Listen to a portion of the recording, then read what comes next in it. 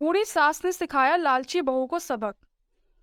एक बार की बात है, एक छोटे से शहर में एक परिवार रहता था जिसमें सुरेश और उसकी माँ बेहद खुशी से जीवन व्यतीत कर रहे थे। सुरेश ऑटो चलाता था और उससे जो भी आमदनी होती थी, माँ बेटे खुशी खुशी उससे गुजारा करते थे। एक दिन उसकी मौसी सुरेश के घर आई। उसने सुरेश की माँ से सुरेश की शादी के बारे में बात की, जिसे सुनकर माँ बहुत खुश हो गई। अब सुरेश के लिए एक अच्छी लड़की की तलाश शुरू होती है। कुछ ही दिन में सुरेश की मौसी को सीता नाम की एक लड़की मिली जो दिखने में बेहद खूबसूरत थी। सुरेश को भी सीता बहुत पसंद आई और दोनों ने शादी कर ली। शादी के बाद कुछ दिन बेहद खुशी से बीते, लेकिन सुरेश और उसकी माँ को सीता के बारे में ये नहीं पता था कि सीता कितनी लालची लड़की है। सीता ने शादी के कुछ दिनों बाद ही अपने रंग दिखाना शुरू कर दिया था। वह महीने में कई बार किटी पार्टी जैसे समारोह में जाने लगी, जिसके लिए सीता हर पार्टी में नए कपड़े और कीमती जेवर पहनती थी। जब सीता के नए गहने कपड़े खत्म हो जाते थे, तब सीता अपने पति की कमाई से नए कपड़े और गहने खरीद लेती थी, जिससे सुरेश के घर में झगड़ा शुरू हो गया था। कई बार ऐसा होता था कि महीने का राशन लाने के लिए भी पैसे होते थे। उन पैसों से अपने लिए कपड़े और गहने खरीद लेती थी। एक दिन सुरेश ने कहा, सीता, अपने नए कपड़े और गहने खरीदने में इतना पैसा बर्बाद करने का क्या फायदा है?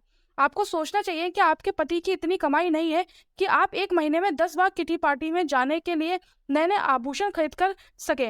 यह सुनकर सीता गुस्से से लाल हो गई और सुरेश से कहने लगी, तुम हमेशा मुझसे कहते रहते हो, कभी तुम ज्यादा कमाने के बारे में क्यों नहीं सोचते? यदि तुम ज्यादा ऑटो रिक्शा चलाते तो ज्यादा कमाई होती। आज मैं आराम से नए नए कपड़े पहन सकती। यह कहकर सीता अपनी सास के पास जाती है और कहती है, माँ जी, जो गहने आपके पास है मुझे दे दो, मैं इसे पहनकर पार्टी में जाऊंगी। सुरेश की माँ ने पूरी बात सुनने के बाद कहा कि पुराने जमाने में सभी बहुएं अपने जेवर सास को देती थी, लेकिन तुम मुझसे गहने मांग रही हो। सीता ने कहा, तुम गहनों का क्या करोगी, मुझे दे दो। अंत में सुरेश की माँ ने भी सारे गहने सीता को दे दिए और सीता उन गहनों को पहनकर किटी पार्टी में चली गई। इधर सीता के जाने के कुछ देर बाद ही घर में सुरेश की मौसी आ गई। उसने सुरेश की माँ से सीता के बारे में पूछा तो माँ ने सीता के बारे में सारी बातें सुनाई। यह सुनकर मौसी ने सीता को सबक सिखाने की सूची। सीता की सास भी इस खेल में शामिल हो गई। सुरेश की चाची घर का सारा राशन और सामान अपने घर ले गई और थोड़ी देर में अपने सारे गहने और नए कपड़े ले आईं। गहने और कपड़े लाकर उन चीजों को घर की अलमारी में और कुछ को रसोई में रख दिया और अपने घर जाने लगी। जाते समय सीता की सास ने कहा कि जब सीता घर आएगी तो यह जेवर देखकर मैं तुमसे कुछ पूछेंगे, तुम उसका अच्छे से उत्तर देना। उसके कुछ ही समय बाद सीता किटी पार्टी से घर आई और अपनी अलमारी में सभी नए गहने देखकर बहुत खुशी हुई।